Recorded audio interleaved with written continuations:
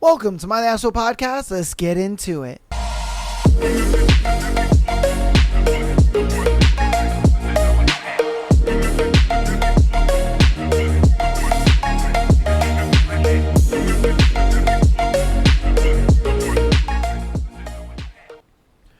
Welcome to my Asshole Podcast. Today is Thursday. And today is a beautiful day because we get to continue King of Wrath. Woo! Am I excited? Last week we went through chapters 1 and 3. It kind of gave us a good little introduction into kind of a bit of our characters and into a bit of, just kind of setting things up a little bit. And so, yeah, man, I'm excited to get more into this book, to get more in detailed and all that good stuff. Yeah, man, I'm very excited about that. But you know what we got before we go into our book? We have our thread. So today's thread is, what's the most disturbing secret you know about somebody, but you stay silent and pretend you don't know? All right, so let's see. My father almost died from alcohol abuse induced sepsis a few years ago, and we moved him out of his home and into an assisted living center. All of his belongings ended up in my garage in boxes. My mom divorced him 15 years ago because she found paperwork from when he was in rehab, and on one of those worksheets, he admitted to having extramarital affairs throughout the 30-year marriage. Woo! Damn, son. That's crazy.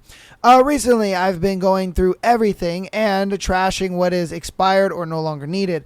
I found more worksheets from the same stint and rehab, one sheet detailing all of his sexual encounters. This is disgusting enough info on its own to read about your dad, but it turns out that he fucked my mom's best friend, Karen, best friend since kindergarten. Oh, shit.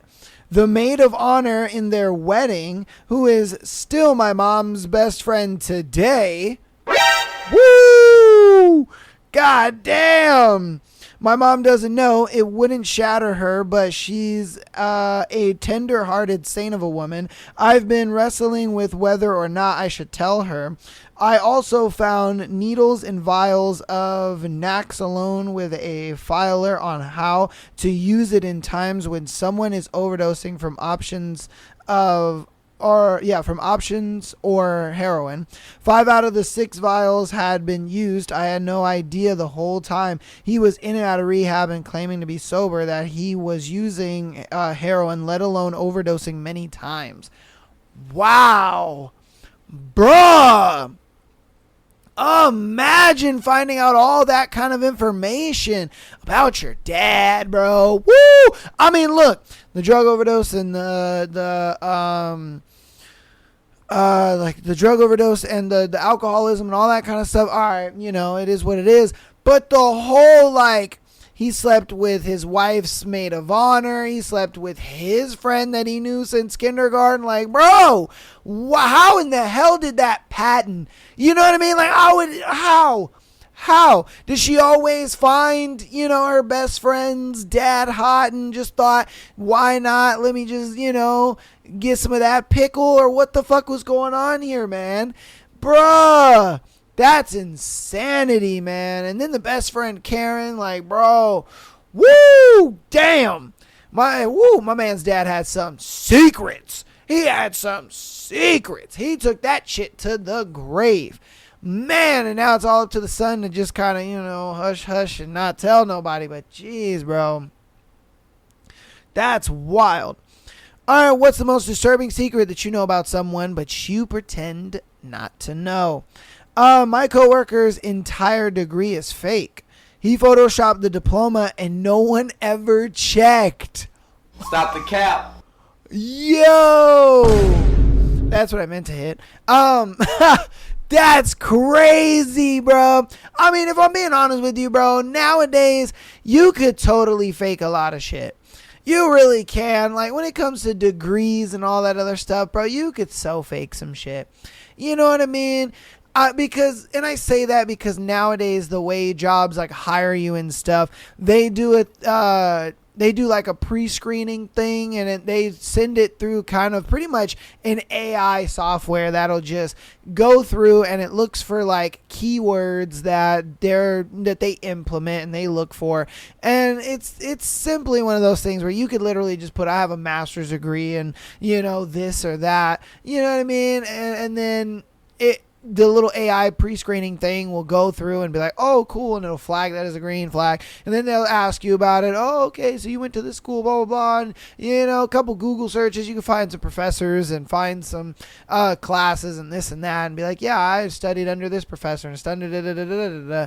And, you know, they could go and verify it all they want, because a lot of times they're just going to verify the names that you give, as long as the names check out, which you checked. It's like it's not like they're gonna call them. It's not like they're gonna do anything about it. You know, it's like, bro. So yeah, that's insanity. What's the most disturbing secret that you know about someone, but you pretend not to? My neighbor has been secretly paying the rent for the elderly lady next door for 3 years. He'd be mortified if people knew, because he's built his entire personality around being a grumpy Cummergeddon. Okay, I don't know what the fuck that is. I guess just like a mean, weird guy or something. I don't fucking know, but wow. Okay. I mean, you would never know. It's one of those things where, like, you see the guy and you're just like, oh man, you know, this dude's so mean and he's a piece of shit. And then you find out like all the good that he's doing. I used to work with a guy like that. And I forgot his name, but I used to work with him, and everybody, he was, when I used to work in retail at a grocery store, he was our receiver. And so he received all of the trucks and stuff like that. And everybody, and I mean everybody, was just like, oh, he's an asshole. Oh, he's this. Oh, he's that. Whatever. One night I was working and I got stuck working with him. And I was like, oh, fuck, man. I heard a lot about this guy. And he came in about 5 a.m. I came in at 3 a.m. and I was working, doing my thing. My job was, I was the ripper. So what I had to do was get all the cardboard boxes from the night crew, bring them to the baler, bale everything. If the baler needed to make a bale, I would do that. You know what I mean? And the bale was pretty much just like this big ass fucking cardboard, you know, rectangle that you would have to run these wires through the machine. Then you'd have to tie the wires down, and then you would have to get the machine to like push the big ass cardboard, you know, rectangle that you've created. You push it onto a pallet, and then you move it outside, so that way a truck can come and pick it up. So, you know, I was working one day and I was super backed up, but I had to make a bale. He came in. And I was like, oh, fuck, he's going to be a dick. Why? Because the back room is all cluttered with all my boxes and shit like that. And I was trying to get the bale going. And, you know, he came in and he was just like, you know, what's the holdup? And I was like, dude, I can't get the baler to push the bale onto the to the pallet. And he was like, oh, shit. He was like, you know what? This fucking machine does this all the time, blah, blah, blah. He helped me out, got it pushed on there. And I was like, cool. And he was like, all right, man, you know, hurry up and get all this stuff done. That way, cleaned up so we can start receiving trucks. And I was like, all right, for sure. Got in, busted it out, got it done. And he was just like, oh, shit. Oh, okay, cool. And I was like, yeah, you know, I'm just, you know, I got it all done, was sweeping up, cleaning up and everything. And he was just like, all right, cool. Well, you know, trucks are going to come and I'm going to receive them and stuff like that. So, you know, just keep this area clean until your load gets here. Now, in the mornings, I had to do the bread load. So that was the only truck I received that he didn't. He was receiving all the other vendors like Coke and Pepsi and 7-Up and, you know, cookies and all that kind of other stuff. And so, but the bread was on me, because it came from our distribution. So I handled the bread. So, you know, bread came in, I checked bread in, did everything, blah, blah, blah, got it all set up, you know, checked the load, did all the paperwork, got it done. And once we had got everything done and it was like almost time for us to go home, you know, it was time for me to go home because I went home 2 hours before him because I came in 2 hours before him.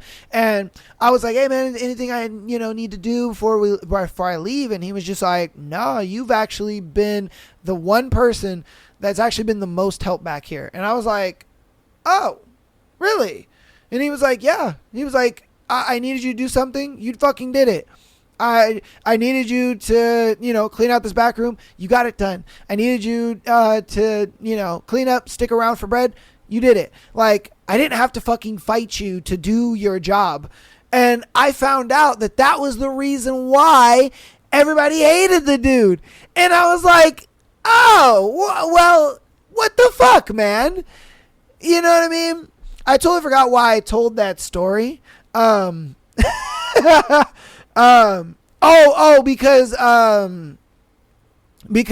in the thread, he's like this mean guy. He has this reputation for being a mean guy, but yet he's doing something nice.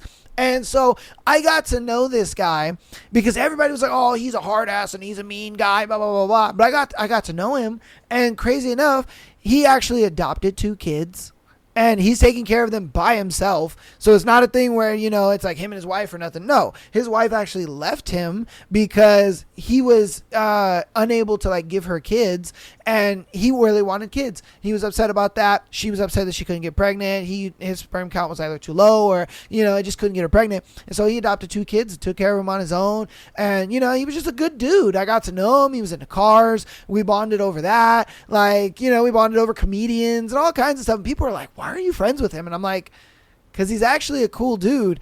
And the only gripes that he has with you guys is the fact that you guys don't fucking do your job. Anytime he asks you to do something in the back room, you guys want to whine and complain about shit. He asked me to do something in the back room, I just do it. You know what I mean? And so that stuff does happen. You never really understand people until you get to know them. And that for me was probably the first time I ever believed the saying, don't judge a book by its cover. Because after that, I never judged people that I didn't actually have a conversation with. You know what I mean? When people would judge people, I'd be like, I need to have a conversation with them first. Actually talk to them, get to know them. Because a lot of times we do that. We judge people, by the cover, and rightfully so. It's understandable. You know what I mean? That's just the world we live in today. But for me, I learned that lesson, and that after getting to know him, it made me realize, you know what? Sometimes it's worth having a conversation with certain people and getting to know them and understanding, where it is that they're coming from, because sometimes their shit might be justified. You never know. Either that, or sometimes, everybody else is justified and they're kind of an asshole. It just, you never know. You know what I mean? You never know. All right, what's the most disturbing secret that you know about someone, but you pretend like you don't? A coworker has a second family 2 states away. Neither family knows about the other. Bro, how? My thing is, how are you making enough money to support 2 families? You know what I mean?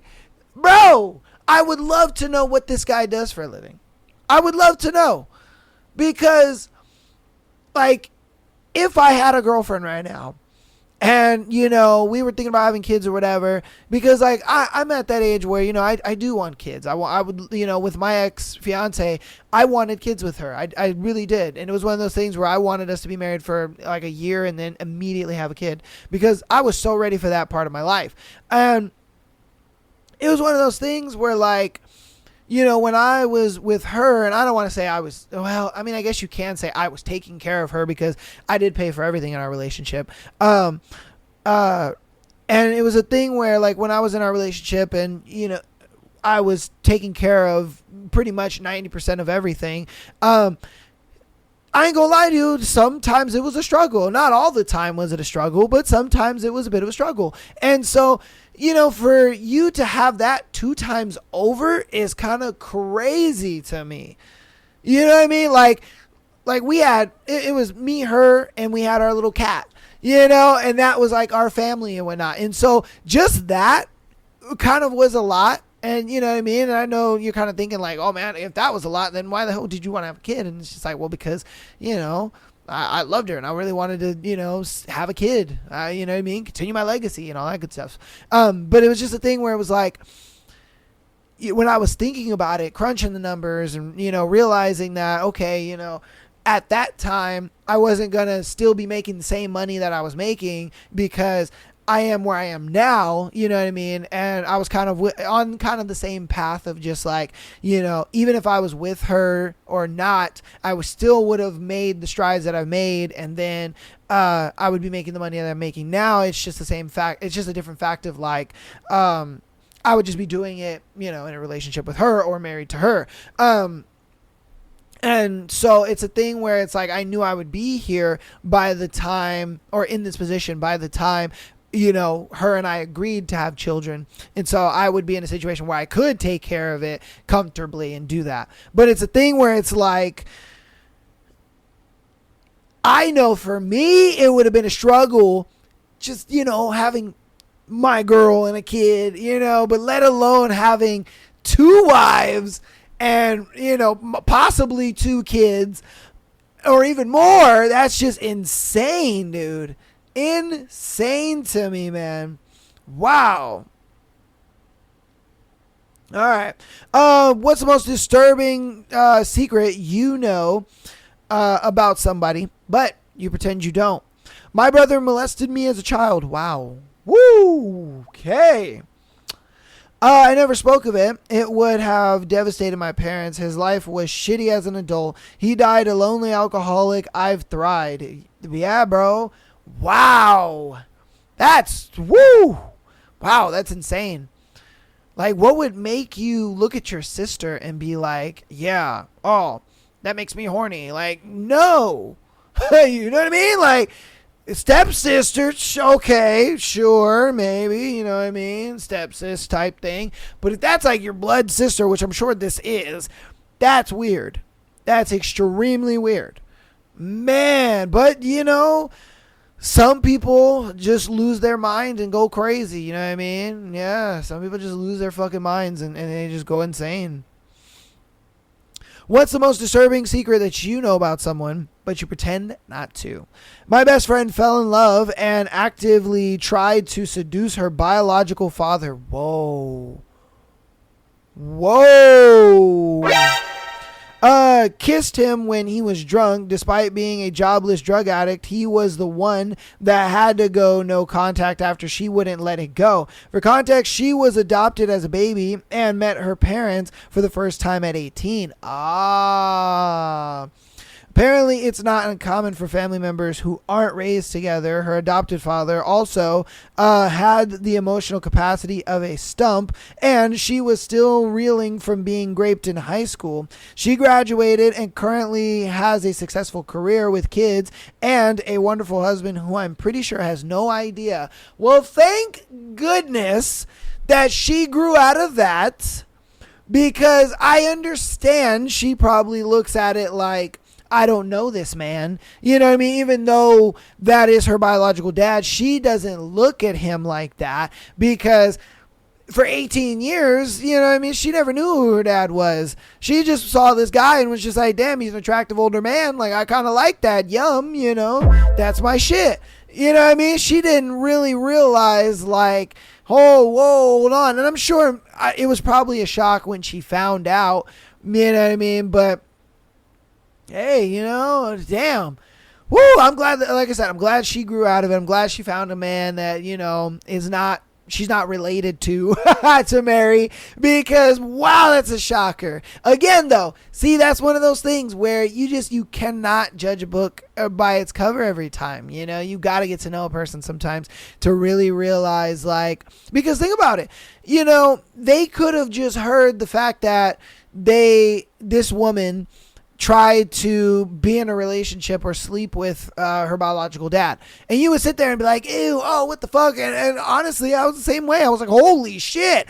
And then once you get to know them and know the reason why it was that they had the feelings that they had and doing the things that they do, you're like, oh, okay, all right, this makes sense. You know what I mean? And it kind of helps you along. So yeah, man. That's a crazy story. That is definitely a crazy story. All right, we're going to do 2 more and then we'll end today's thread. What is the most disturbing secret that you know about someone, but you pretend not to? More sad than disturbing. My uncle was almost my aunt. Okay. He was born in the late 40s with no testicles. no vagina, and an enlarged clit or nub, which they discussed removing but thankfully left alone. Doctors sent him home telling grandma, congratulations on your little girl. Wow. She already had 3 older sons, under 5, so she was pleased. My uncle spent the first 3 to 4 years of his life being treated and dressed like a little girl, ribbons in hair and all. Though he would ditch them in the yard so he could play rough and tumble and climb trees and wrestle with his brothers. When he was around 4 years old, his testicles dropped, but his penis stayed a nub. He did later in life marry, but he was never able to have a child. But yeah, no one talks about it. He was my favorite uncle. He was so cool. Rip uncle. Wow. Woo! What are the odds, man? That's crazy. And then on top of that, like in the 40s, you know, that's a big time where they were definitely, you know, they didn't have all this gender equality and, you know, gender fluid and all that stuff. They didn't have any of that. So, you know, they just looked at it like, well, you know, you ain't got nuts. You ain't got nuts. You got a little hole there. You obviously, you're your girl. It is what it is, man. Later on in life, that must be crazy. Like later on in life, you just wake up and, you know, you just have like this ache in your crotch. You know, you're like, what the fuck? And I don't know, these balls just flop down and you're like, what the hell? You know, I wonder how he married though. 'Cause yeah. I mean, my man kind of didn't have a penis. He didn't even have a micro penis. He had a nub. You know, my man had a nub. So, I mean, unless the Cunnilingus game was crazy or, like, he just, you know, married an asexual woman, I don't know. But wow. Wow. That's crazy, man. That is a crazy story. Wow. Woo! All right, this will be our last one for today's thread. What's the most disturbing secret that you know about someone, but you pretend not to? My dad was in a coma due to the final stages of cancer. I had helped my mom take care of him several times, so I knew how much morphine he was supposed to get over the course of a day. We were told by his hospice worker that he wouldn't make it much longer and that he most likely would never wake up again. Damn.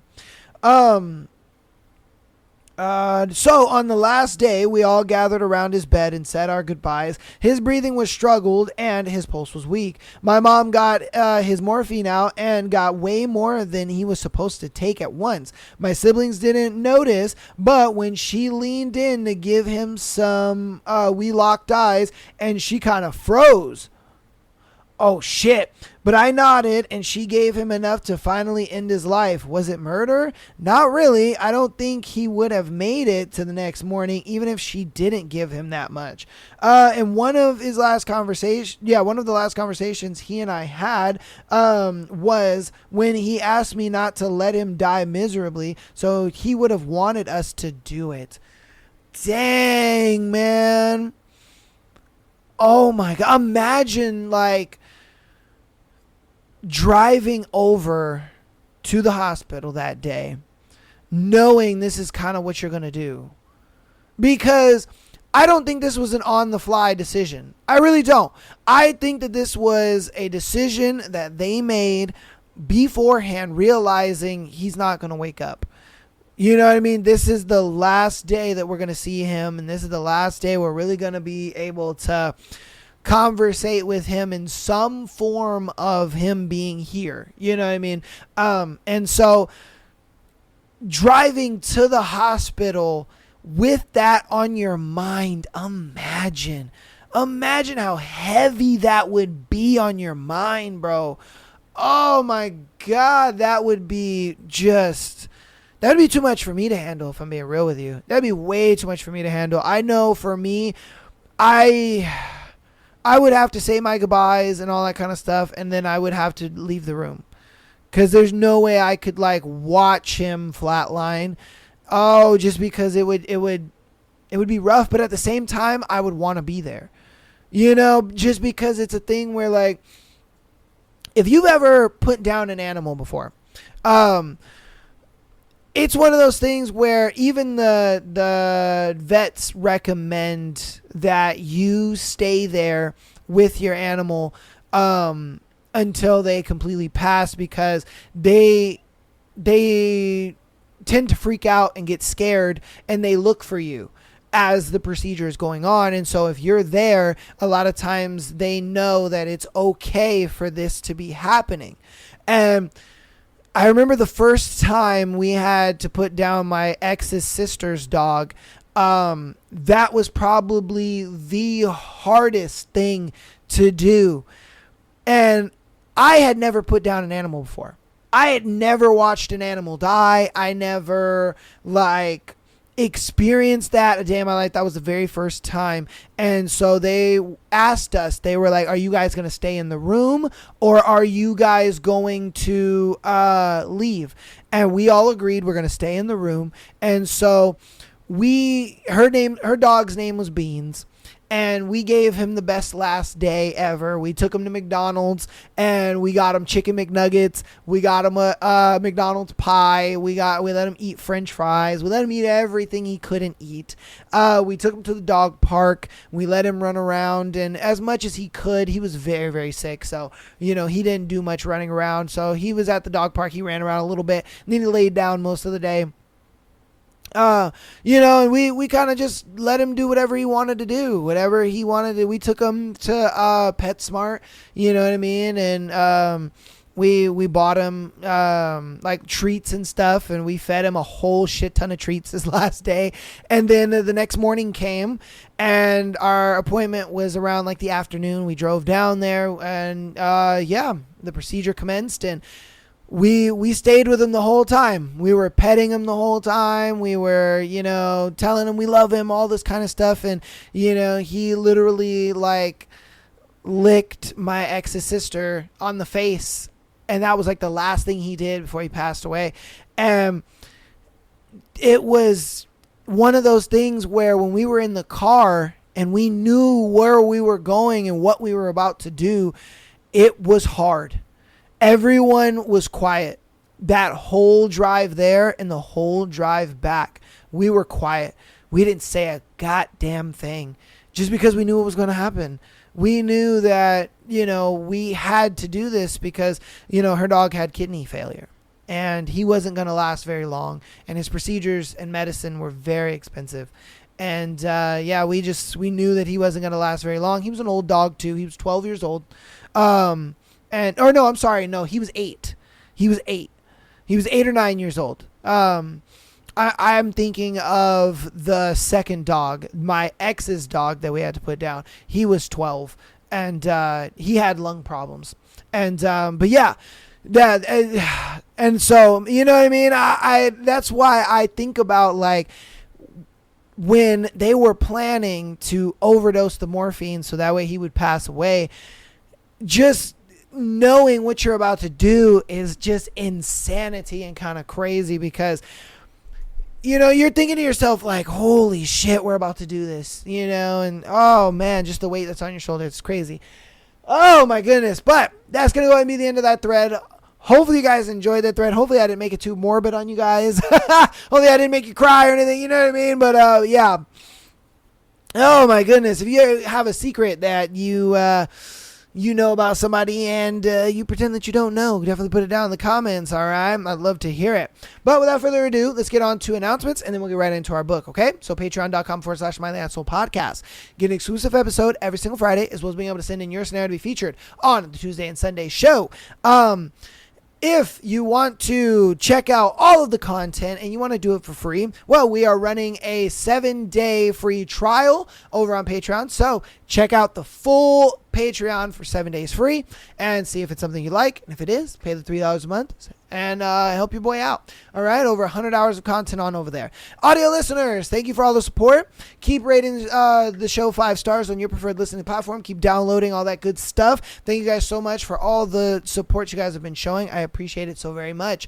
If you want to help out even more, follow us on Instagram, TikTok, as well as YouTube. All right, subscribing to us on YouTube helps out a lot. We've been doing a lot of interesting and fun streams lately, and yeah, man, YouTube is the place to be, if I'm being honest with you.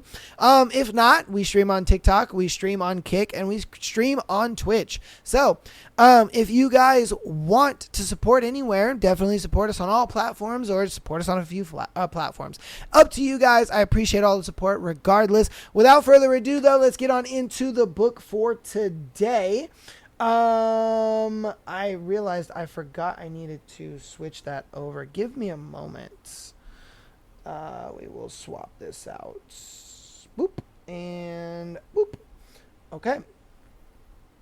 Let's get on into the book.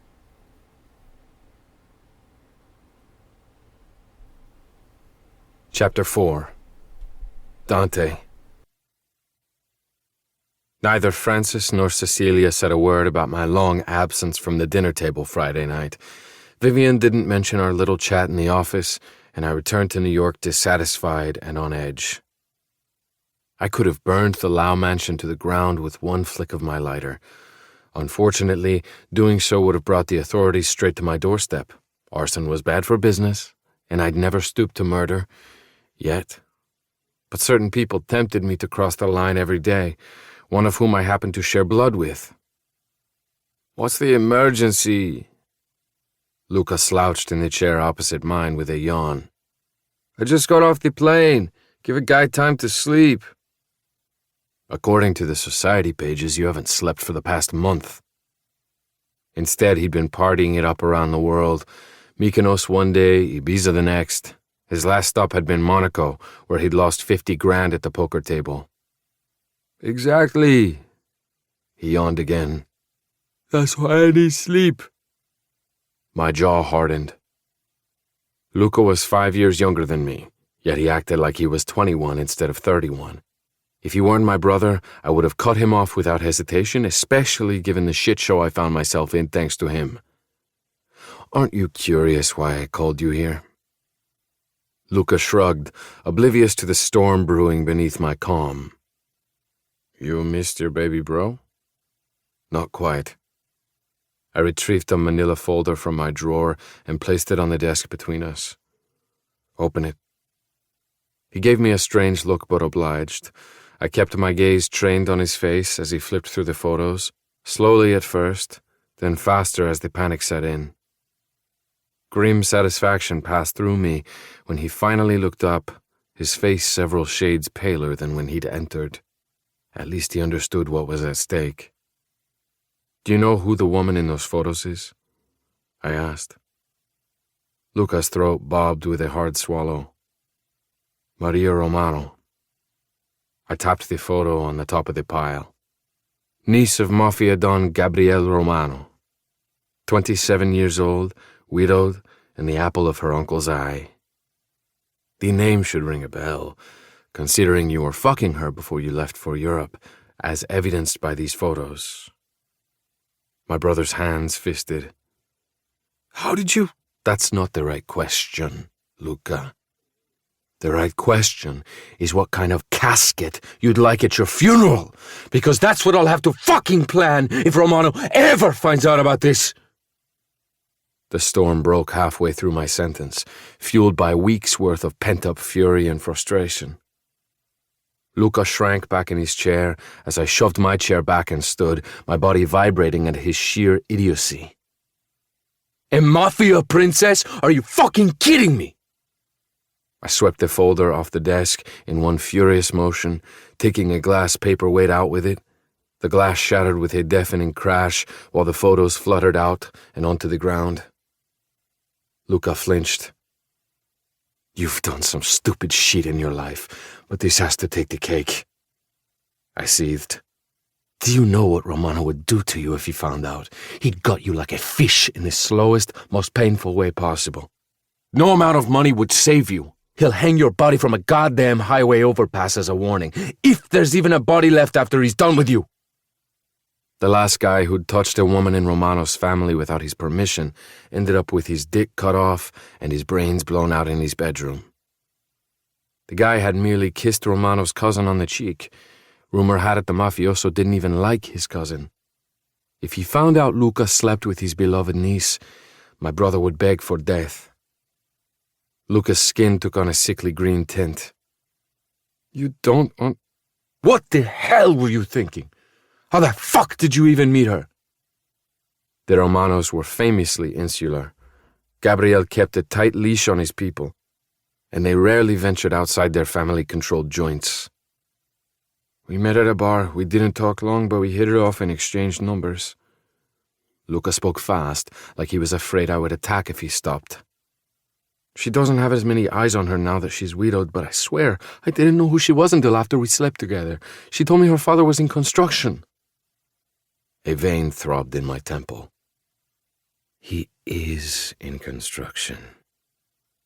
Along with nightclubs, restaurants, and a dozen other fronts for his dirty business. If it had been anyone other than Romano, I would have undercut Francis's threat by paying them off or striking a mutually beneficial deal.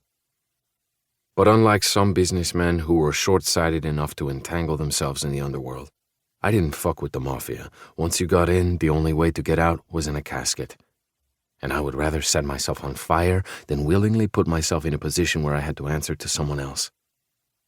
Francis wanted what my last name could bring him. Romano? He'd want every last dollar and drop of blood, even after he slit my brother's throat. I know it seems bad, but you don't understand, Luca said, his expression tortured. I love her. A terrible calm descended upon me. You love her? Yes. His face softened. She's incredible, beautiful, smart. You love her, yet you've been fucking everything that moves for the past 2 weeks. I didn't. Luca turned bright red. It was an act to maintain my reputation, you know. I had to leave for a bit because her cousin ran away and her uncle was cracking down on the whole family. But we were careful. I had never been closer to murdering a family member. Apparently not careful enough! I snarled, earning myself another flinch. I took a deep breath and waited for the explosive rage to pass before I sat, slowly and deliberately, so I didn't reach across the desk and strangle my only brother. Do you want to know how I got those photos, Luca? He opened his mouth, then closed it and shook his head. Francis Lau walked into my office 2 weeks ago and tossed them on my desk. Coincidentally, he'd been in town earlier and saw you with Maria. He recognized the both of you and had you tailed. Once he got what he needed, he came over to cut a deal. A thin smile touched my lips. Care to guess what the terms of the deal are? Luca shook his head again. I marry his daughter, and he'll keep the evidence to himself. If I don't, he'll send the photos to Romano, and you'll die. I had an excellent private security force. They were well-trained, professional, and morally flexible enough to deal with intruders in a way that dissuaded future intruders from crossing me. However, there was a difference between security and punishment and war with the fucking mafia. Luca's eyes widened. Shit. He rubbed a hand over his face. Dante, I don't say another word. Here's what you will do. I pinned him with a hard stare. You will cut off all contact with Maria, effective immediately. I don't give a shit if she's your one true soulmate and you never find love again after her. From this moment on, she doesn't exist to you. You will not see, speak, or otherwise communicate with her. If you do, I will freeze every damn account you have and blacklist any person who assists you financially. Our grandfather had been aware of Luca's wild spending habits and left me full control of the company and family finances in his will. Being blacklisted by me meant being blacklisted by everyone in our social circle. And even Luca's idiot friends weren't stupid enough to risk that. I'm also cutting your monthly allowance in half until you prove you're capable of making better choices. What? Luca exploded. You can't interrupt me again, and it'll be cut to zero, I said icily. He fell silent, his expression mutinous. You will earn the remaining half of the money by taking a job at one of our stores, where you'll be treated like any other employee. No special perks, no drinking or fucking on the job, and no leaving for lunch and rolling back in 2 hours later. If you slack off, you will be cut off completely. Understand? After a long silence, he pressed his lips into a thin line and jerked out a short nod. Good. Now get the fuck out of my office. If I had to look at him for another minute, I might do something I'd regret. He must have sensed the impending danger because he got up and hightailed it to the exit without another word.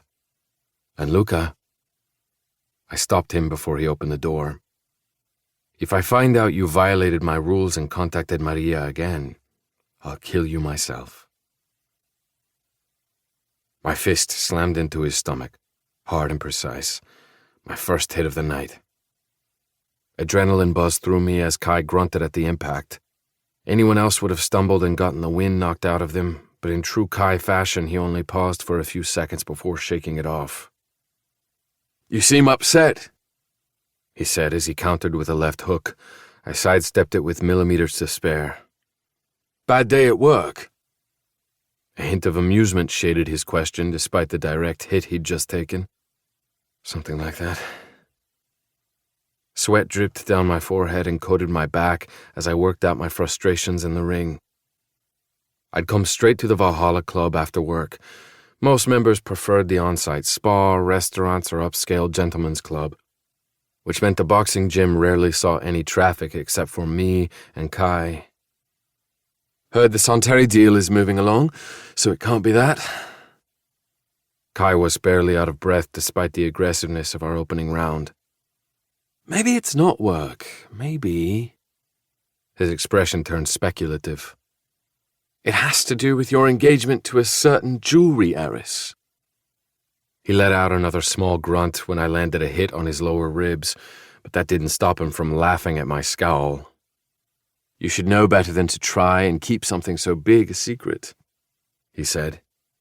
The whole office is buzzing about it. Your staff should spend more time working and less time gossiping. Perhaps then circulation wouldn't be down. My engagement announcement wasn't scheduled to run in Mode de Vie's coveted online style section until mid-September, but the luxury fashion and lifestyle outlet was the crown jewel of the Young's media empire. I'd be surprised if Kai didn't know about the engagement ahead of time. Never thought I'd see the day you get married. He ignored my dig. To Vivian Lau, no less. How'd you manage to keep her a secret for so long? We're not married yet. I blocked another attempted punch. And I didn't keep her a secret. Our engagement is a business arrangement. I didn't fucking wine and dine her before we closed the deal. The word engagement left a bitter taste in my mouth. The thought of shackling myself to someone for the rest of my life was as appealing as walking into the ocean with concrete blocks strapped to my feet. I preferred work over people, many of whom didn't appreciate coming in second place to contracts and meetings. But business was lucrative, practical, and for the most part predictable. Relationships were not. That makes more sense, Kai said. I should have known mergers and acquisitions would take over even your personal life. Funny. His laugh faded when I hit him with an uppercut to the jaw, and he retaliated with a punch that knocked the air from my lungs. Our conversation tapered off, replaced by grunts and curses as we pummeled the hell out of each other. Kai was the most mild-mannered person I knew, but he had a vicious competitive streak. We'd started boxing together last year, and he'd become my go-to partner for blowing off steam because he never held back. Who needed therapy when you could punch your friend in the face every week? Hit, duck, dodge, hit. Over and over until we ended the night with a tie and significantly more bruises than when we'd entered. But I'd finally worked off the edge of my anger, and when I met Kai in the locker room after my shower, I'd gained enough clarity not to lose my shit on my brother again. I'd been this close to cutting him off after our conversation that afternoon. Promises and conditions be damned. It would serve him right. But I didn't have the energy to deal with his inevitable temper tantrum right now. Feel better? Kai was already dressed when I entered. Button-down shirt, blazer, thin black wire frames. All traces of the lethal fighter from the ring had vanished, replaced with the epitome of scholarly sophistication. Marginally, I got dressed and rubbed a hand over my sore jaw. You pack a mean punch. That's why you called. You'd hate it if I took it easy on you. I snorted, as much as you would hate losing. We exited the gym and took the elevator up to the first floor. The Valhalla Club was an exclusive global society for those with a certain net worth, and it had chapters all over the world. However, its New York headquarters were the largest and most opulent, spanning 4 stories and an entire city block in Upper Manhattan. I've met Vivian a few times, Kai said casually as the elevator doors dinged open. She's beautiful, smart, charming. You could have done a lot worse. Irritation flickered in my chest. Perhaps you should marry her instead. I didn't care if Vivian was a supermodel saint who saved puppies from burning buildings in her free time. She was simply someone I had to tolerate until I destroyed all the photos. Unfortunately, Christian's latest update confirmed Francis had stored the photos both digitally and physically. Christian could easily take care of the digital evidence, but destroying physical evidence was trickier when we didn't know how many backups Francis had. I couldn't risk making a move until we were 100% certain we'd tracked down his entire stash. If I could, I would. The shadows in Kai's eyes disappeared as quickly as they'd surfaced. As the heir to the Young fortune, his future was even more etched in stone than mine. All I'm saying is don't be an asshole. Kai nodded in greeting at a passing club member and waited until they were out of earshot before adding, It's not her fault she's stuck with a brute like you. If he only knew. Worry less about my personal life and more about yours. I raised an eyebrow at his cufflinks, gold lions with amethyst eyes, part of the Young family crest. Leonora Young won't wait forever for a grandchild. Luckily for her, she already has 2, courtesy of my sister. And don't try to deflect. We crossed the gleaming black marble entryway to the exit. I meant what I said about Vivian. Be nice. My back teeth clenched. Whether I liked her or not, Vivian was my fiancée, and I was getting damn tired of hearing her name leave his mouth. Don't worry, I said. I'll treat her exactly the way she deserves. Chapter 5. Vivian. What do you mean you haven't talked to your fiancé since your engagement? Isabella crossed her arms and leveled me with a reproving stare. What type of ridiculous relationship is that? An arranged one. The bar tilted before righting itself. Perhaps I shouldn't have had 2.5 Mai Tais in a row, but my weekly happy hour with Isabella and Sloane was the one time I could let loose. No judging eyes, no need to be perfect and proper. So what if I was a little tipsy? The bar was called the Tipsy Goat. It was expected. It's better that we haven't spoken, I added. He's not the most pleasant conversationalist. Even now, the memory of my first and so far only meeting with Dante sent a rush of indignation down my spine. He'd shown no remorse over skipping out on half our introductory dinner to smoke cigars in my father's office, and he'd left without so much as a thank you or good night. Dante was a billionaire, but he had the manners of an ill-bred troll. Then why are you marrying him? Sloane raised a perfectly groomed brow. Tell your parents to find you a better match. That's the problem. There is no better match in their eyes. They think he's perfect. Dante Russo perfect? Her brow arched higher. His security team once hospitalized someone who tried to break into his house. The guy wound up in a months-long coma with broken ribs and a shattered kneecap. It's impressive, but I wouldn't say he's perfect. Only Sloane would think putting a guy in a coma was impressive.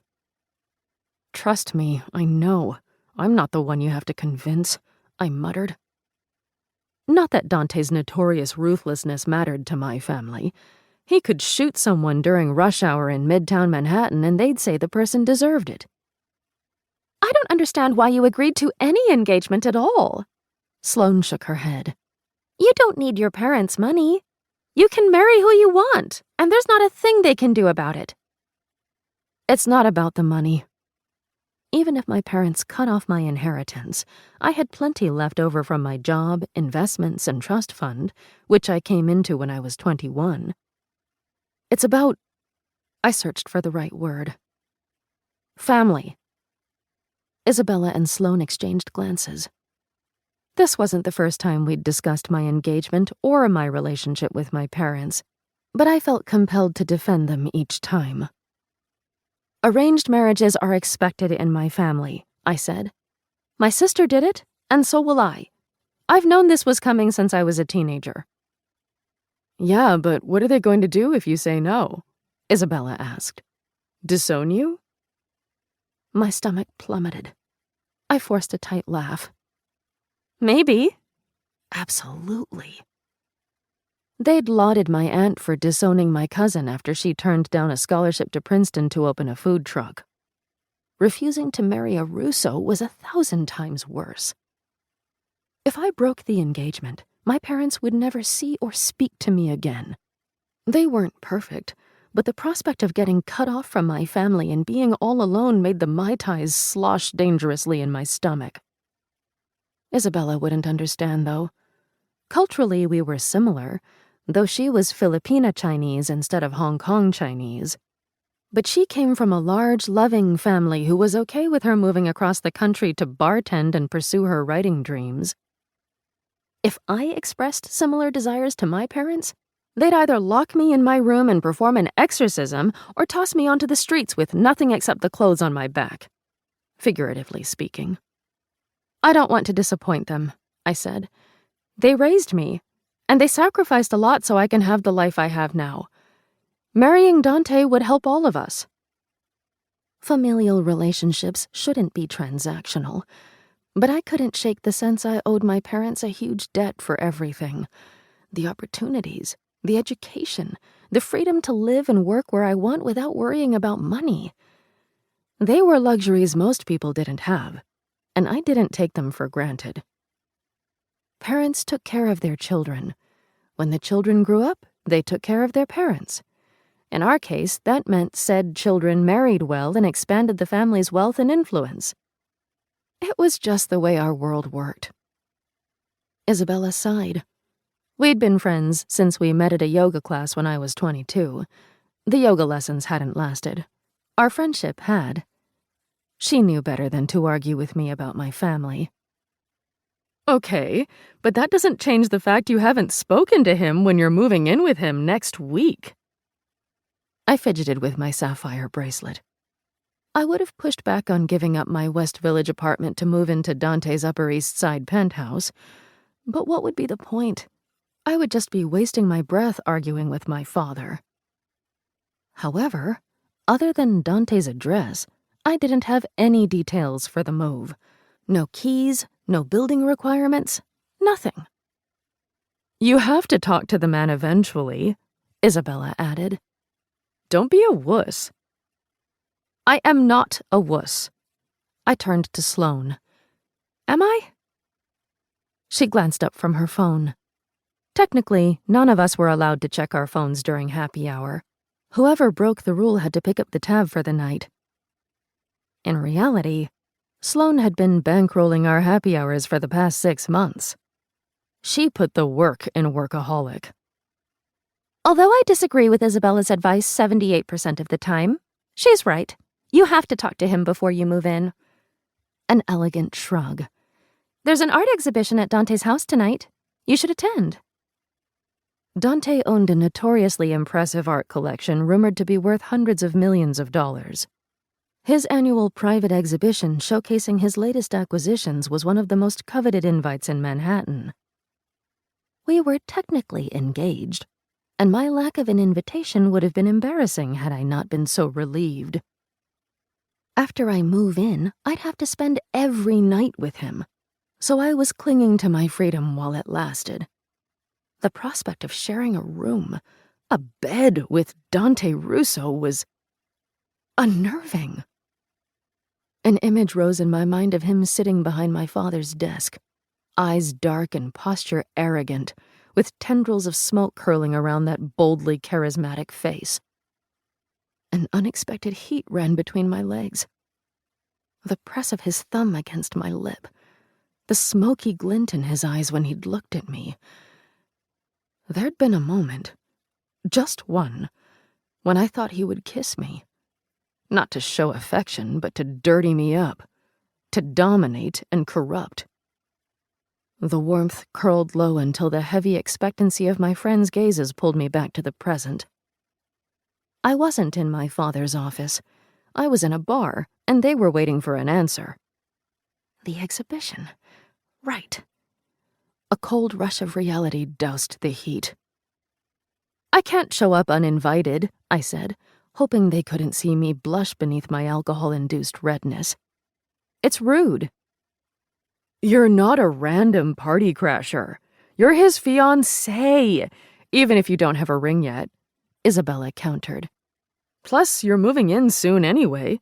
Consider it a preview of your new home, which you can't move into unless you talk to him." I sighed, wishing I could rewind time by a month so I could mentally prepare myself for what was coming. "I hate it when you make sense." Isabella's cheeks dimpled. "Most people do.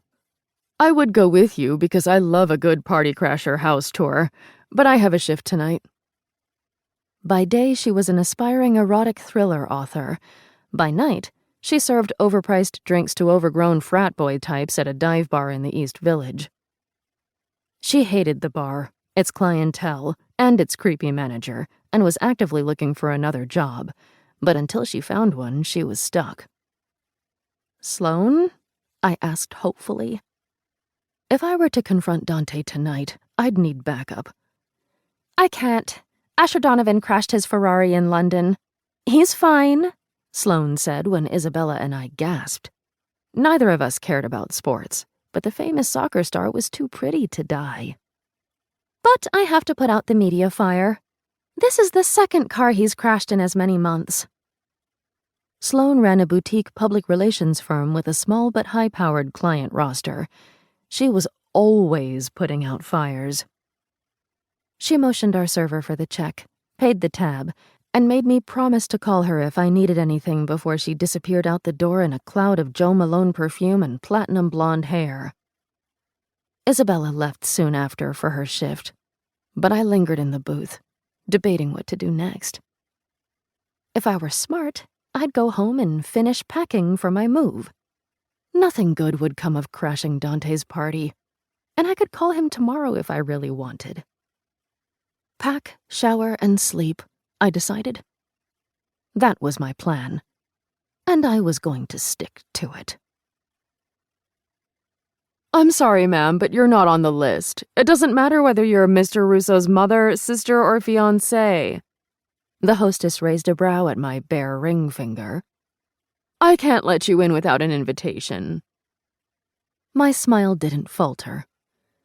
"If you call Dante, he'll confirm my identity," I said, even though I wasn't sure he would. I'd deal with that bridge when we got there. "This is simply an oversight." I'd gone home as planned after happy hour, and lasted a total of 20 minutes before I caved to Isabella and Sloane's suggestion. They were right. I couldn't sit around waiting for Dante when my move-in date loomed so close. I had to suck it up and see him, no matter how much he annoyed or unnerved me. Of course, in order to see him, I had to get into the party. The hostess's face reddened. "I assure you, there was no oversight. We are meticulous in—" Vivian, there you are. An aristocratic British accent cut smoothly through our standoff. I turned, surprise coasting through me when I saw the handsome Asian man smiling at me. His flawlessly chiseled face and deep, dark eyes would have almost been too perfect were it not for the simple black frames lending him a touch of approachability. Dante just texted. He's looking for you, but you weren't answering your phone. He came up beside me and retrieved an elegant cream invitation from his jacket pocket. He handed it to the hostess. Kai Young +1. I can bring Ms. Lau in so we don't bother Dante on his big night. She glared at me, but offered Kai a tight smile. Of course, Mr. Young. Enjoy the party. She stepped aside, as did the pair of unsmiling suited guards behind her. Unlike nightclubs or bars, exclusive events like this rarely asked for IDs. The staff was expected to memorize and pair the guests' faces with their names on sight. I waited until we were out of earshot before I turned to Kai with a grateful smile. Thank you. You didn't have to do that. Kai and I weren't close friends, but we often attended the same parties and chatted whenever we crossed paths. His thoughtful, reserved demeanor was a breath of fresh air in the narcissistic jungle of Manhattan high society. You're welcome. His formal tone made me smile. Born in Hong Kong, raised in London, and educated at Oxford and Cambridge, Kai's mannerisms were a clear reflection of his upbringing. I'm sure your absence on the list was an oversight on Dante's part. He whisked 2 glasses of champagne off a passing server's tray and handed one to me. Speaking of which, congratulations on your engagement. Or should I say condolences? My smile blossomed into a laugh. The jury is still out. From what I'd heard, Kai and Dante were friends. I wasn't sure what Dante told him about our engagement, but I was erring on the side of caution. As far as the public was concerned, we were a happy, loving couple who couldn't be more thrilled to be engaged. Smart. Most people treat Dante like he walks on water. Kai's eyes sparkled. He needs someone to remind him he's mortal, just like the rest of us. Oh, trust me, I said. I don't think he's a god. More like the devil sent to work on my last nerve. Kai laughed. We made small talk for another few minutes before he excused himself to talk to an old college friend. Why couldn't I have ended up with someone like him? He was polite, charming, and rich enough to meet my parents' standards. Instead, I was stuck with a brooding Italian who wouldn't know good manners if they slapped him in the face. I sighed and set my empty glass on a nearby tray before I wandered through the penthouse, taking in the gorgeous architecture and decor. Dante had eschewed the modern minimalism so popular with his bachelor brethren in favor of handcrafted furniture and rich jeweled tones. Turkish and Persian silk rugs covered the gleaming floors, and lush velvet drapes framed floor-to-ceiling windows boasting panoramic views of Central Park and the city's iconic skyline. I passed 2 sitting rooms, 4 powder rooms, 1 screening room, and 1 gaming lounge before I entered the long, skylit gallery where the actual exhibition took place. I hadn't spotted Dante yet, but he was most likely. My steps slowed when a familiar head of glossy black hair came into view. Dante stood at the other end of the hall, talking to a beautiful redhead and an Asian man with cheekbones sharp enough to cut ice. He smiled at something they said, his expression warm. So he was capable of normal human emotion after all. Good to know. My blood burned a little hotter, either from the alcohol or from the sight of his real smile. I chose to believe it was the former. Dante must have felt the weight of my stare because he stopped talking and looked up. Our eyes locked, and the warmth disappeared from his face like the sun beneath the horizon. My heartbeats crashed against each other. A double-length hallway's worth of space separated us, but his displeasure was so potent it seeped through the air and into my body like a deadly poison. Dante excused himself from his guests and stalked toward me, his powerful, muscled frame slicing through the crowd with the single-minded surety of a predator locked onto its prey. Tingles of alarm cascaded down my spine, but I forced myself to hold my ground even as every self-preservation instinct screamed at me to run. It's fine. He won't kill you in public. Probably. Maybe. Lovely party. I'm afraid my invitation got lost in the mail, but I made it, I said when he neared. I plucked a glass off a nearby tray and held it out. Champagne? Your invitation isn't what's lost, mia cara. The velvety endearment would have been swoon-worthy had it not been for the darkness seething beneath the surface. He didn't touch the offered drink. What are you doing here? Enjoying the food and artwork. I brought the glass to my lips and took a sip. Nothing tasted quite as sweet as liquid courage. You have exquisite taste, though your manners could use improvement. A hard smile slashed across his mouth. How ironic you're always lecturing me on manners when you're the one who showed up uninvited to a private event. We're engaged. I stopped beating around the bush and cut straight to the heart of the matter. The faster I got this out of the way, the faster I could leave. We haven't exchanged a single word since the dinner, even though I'm supposed to move in next week. I don't expect love declarations and flowers every day, though that'd be nice. But I do expect basic courtesy and communication skills. Since you appear incapable of taking the initiative, I did it myself. I finished my drink and set it down. Oh, and don't consider this me showing up uninvited. Consider it me accepting your invitation early.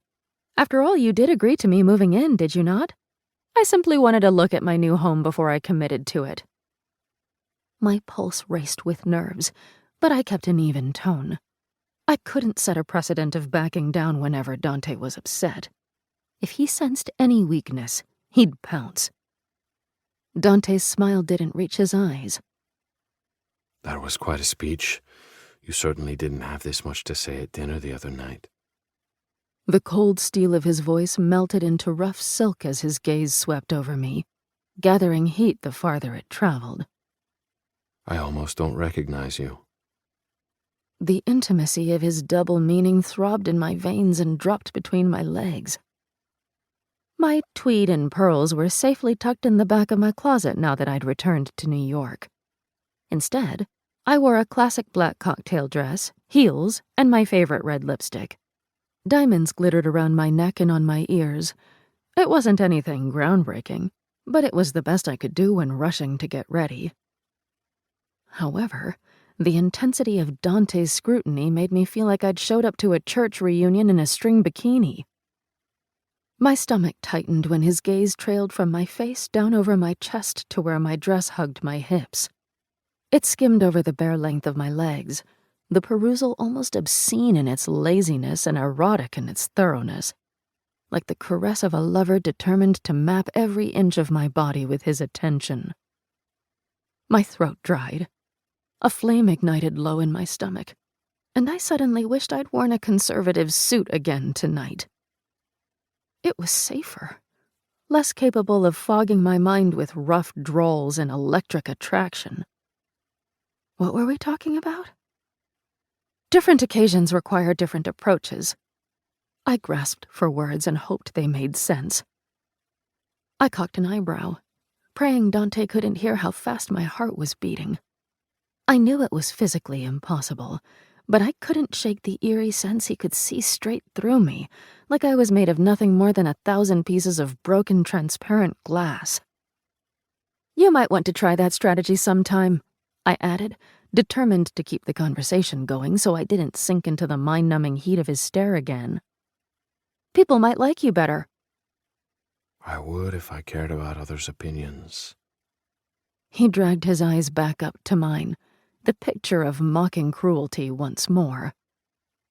Unlike some of my esteemed guests, I don't derive my self-worth from what people think of me. The insinuation hit me in the gut, and my skin went from overly hot to ice cold in the blink of an eye. Nobody flipped a switch from tolerable to asshole faster than Dante Russo. It took every ounce of willpower not to toss the nearest drink in his face. He had some nerve. But the worst part was, he wasn't wrong. The insults with a grain of truth always cut the deepest. Good, because I assure you their opinion of you is quite low, I snapped. Do not slap him. Do not make a scene. I took a deep breath and wrapped it up before I went against my own advice.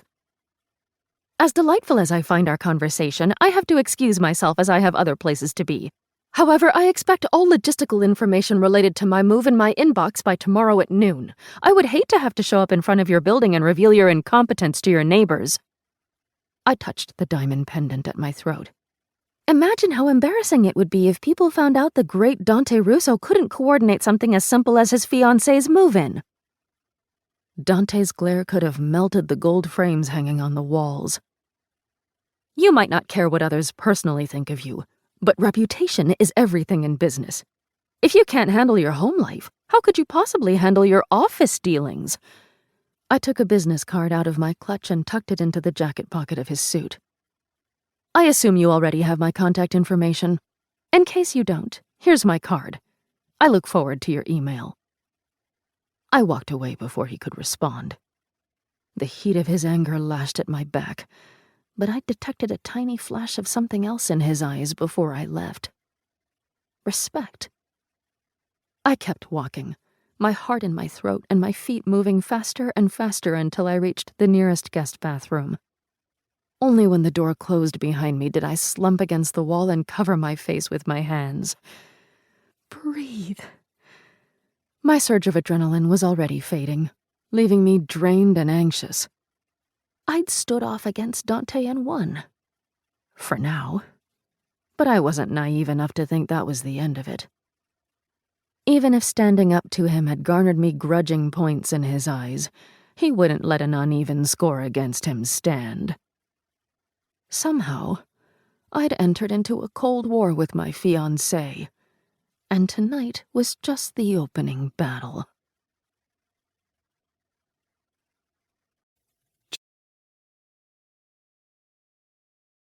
All right.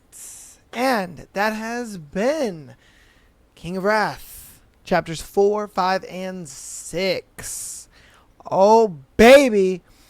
Things are getting a little heated between the old fiancés. She just thinks that he's just so stuck up and pretentious, but let's be honest, man. She wants some of that. Yeah, I mean, come on now. But all right, that's going to go ahead and be today's episode, man. Thank you guys for watching and listening. Appreciate you guys so much for all the support. I will see you guys tomorrow if you're on Patreon, or I'll see you on streams throughout the weekend. And then if not, then I'll see you on Tuesday. All right. Love you guys all, and peace.